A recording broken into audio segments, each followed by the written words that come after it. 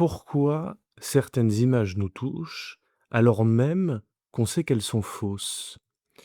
Pourquoi sommes-nous touchés devant une famille parfaite dans une publicité? Ces images nous attirent parce qu'elles nous offrent une réalité plus simple, un monde où tout est harmonieux, où les conflits disparaissent, où chacun trouve sa place. Pendant quelques instants, nous avons envie d'y croire. Et ce n'est pas parce que nous sommes naïfs, c'est parce que le réel est complexe. Il est contradictoire, parfois même insupportable.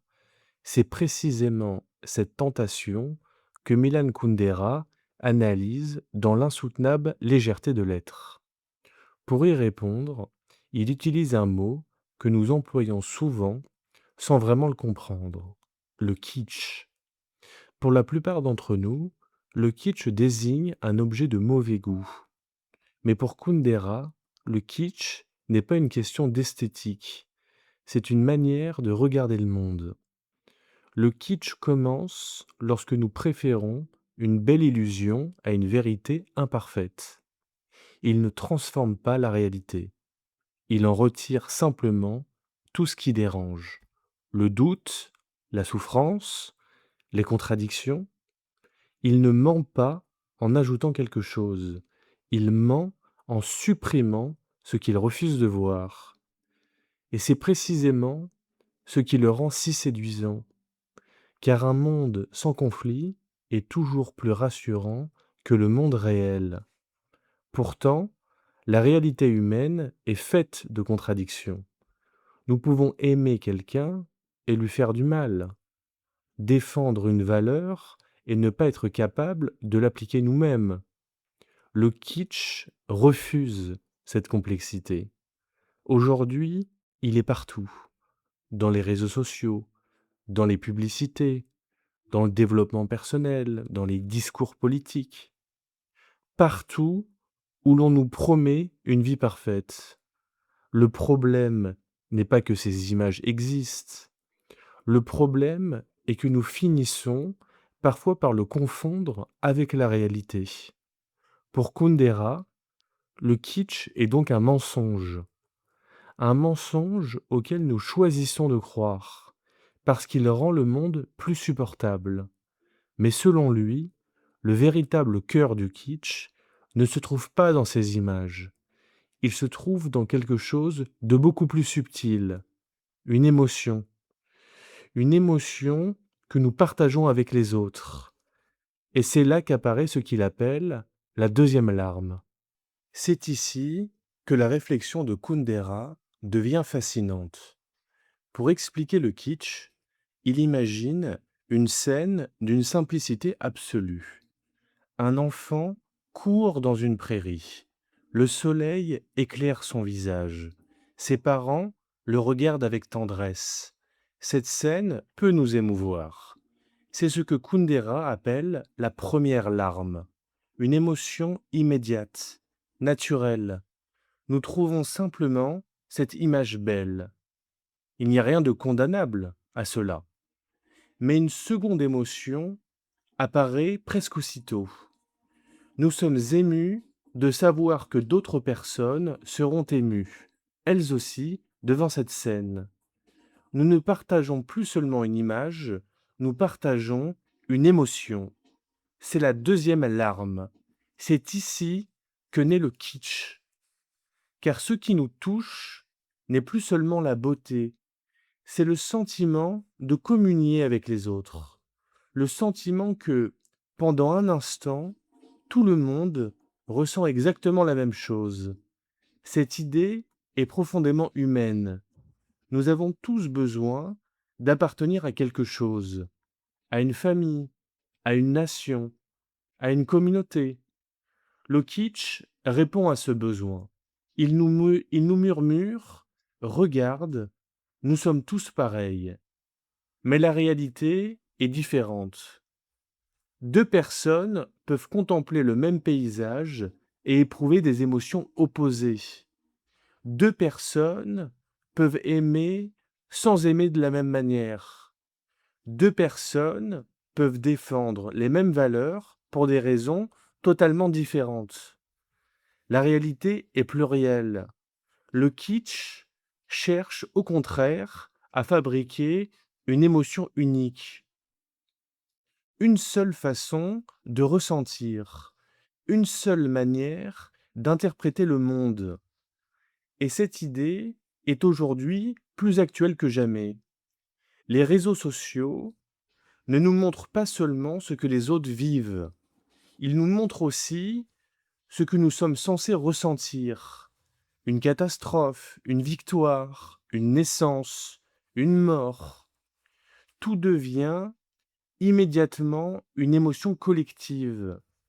Nous nous demandons plus seulement qu'est-ce que je ressens. Nous nous demandons aussi est-ce que je ressens la même chose que tout le monde.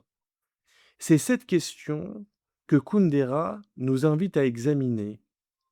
Et elle est beaucoup plus dérangeante qu'il n'y paraît, car le kitsch ne commence pas lorsque nous sommes émus, il commence lorsque nous cessons de penser par nous-mêmes. Si le kitsch peut façonner nos émotions, il peut aussi façonner une société. C'est pourquoi Kundera parle de kitsch politique. Toutes les idéologies reposent sur une certaine vision du monde. En soi, ce n'est pas un problème. Le danger apparaît lorsqu'une idéologie prétend détenir la vérité. À partir de ce moment-là, le réel devient gênant. Parce que le réel est contradictoire. Les hommes changent d'avis, ils se trompent, ils échouent, ils ne correspondent jamais parfaitement aux idéaux que l'on imagine pour eux. Le kitsch refuse cette imperfection. Il préfère fabriquer une image, l'image d'un peuple exemplaire, d'une nation irréprochable, d'un citoyen parfait ou d'un avenir radieux. Peu importe l'idéologie, le mécanisme reste le même. On réduit la complexité du monde à un récit simple. Les bons d'un côté, les mauvais de l'autre. Les héros, les ennemis, les justes, les coupables. Plus le récit est simple, et plus il devient séduisant. Kundera connaissait ce phénomène de l'intérieur. Il a grandi dans la Tchécoslovaquie communiste. Mais son propos dépasse largement ce contexte. Le kitsch n'appartient ni à la gauche ni à la droite, ni à une religion, ni à un régime en particulier. Il apparaît chaque fois qu'un groupe préfère protéger une belle image de lui-même plutôt que d'affronter la réalité. Car le kitsch déteste ce qui dérange. Le doute, l'ironie, la contradiction, la nuance, tout ce qui rappelle que le monde est plus compliqué que les slogans. Et c'est peut-être pour cela qu'il est si puissant, parce que le doute est inconfortable. La complexité est fatigante. Les certitudes, elles, procurent un immense soulagement. Mais ce soulagement a un prix. À force de simplifier le monde, on finit par ne plus le voir tel qu'il est. À ce stade, il serait facile de conclure que le kitsch est toujours chez les autres, chez les politiciens, chez les publicitaires, chez les influenceurs, chez ceux qui refusent de voir la réalité. Mais ce serait une erreur, car le kitsch ne désigne pas une catégorie de personnes, il désigne une tentation profondément humaine. Nous avons tous besoin d'histoires qui donnent un sens à notre existence. Nous avons tous envie de croire que notre famille est un peu différente, que notre amour est unique, que notre pays possède quelque chose d'exceptionnel, que notre vie suit une direction. Ces récits ne sont pas forcément faux. Ils deviennent kitsch lorsqu'ils refusent toute contradiction, lorsqu'ils ne supportent plus la moindre fissure, car c'est précisément dans cette fissure que le réel réapparaît. Et le réel est toujours plus complexe que les histoires que nous racontons. Pourtant, Kundera ne nous demande pas de renoncer à toute beauté. Il ne nous invite pas à devenir cyniques.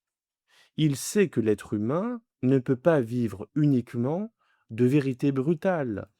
Nous avons besoin de poésie, de symboles, d'espérance. Nous avons besoin d'idéaux. Le problème n'est donc pas d'avoir des idéaux.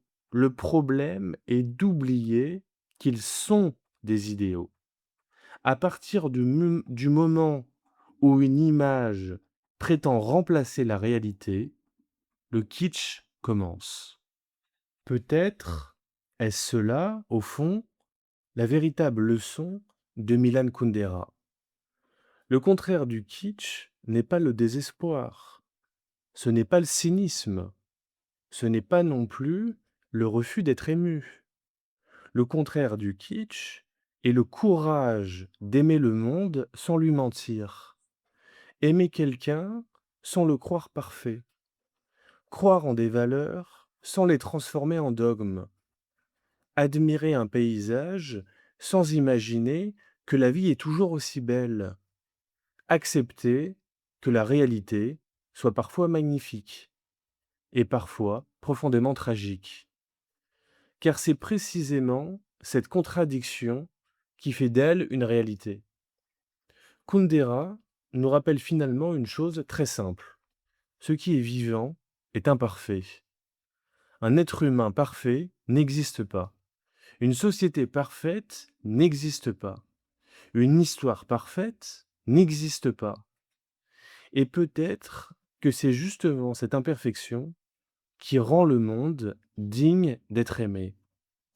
Alors, la prochaine fois qu'une image vous semblera trop parfaite, posez-vous une seule question. Est-ce que je regarde le monde ou simplement l'image rassurante que j'aimerais qu'il soit? Le kitsch commence lorsque nous préférons une belle illusion à une vérité imparfaite.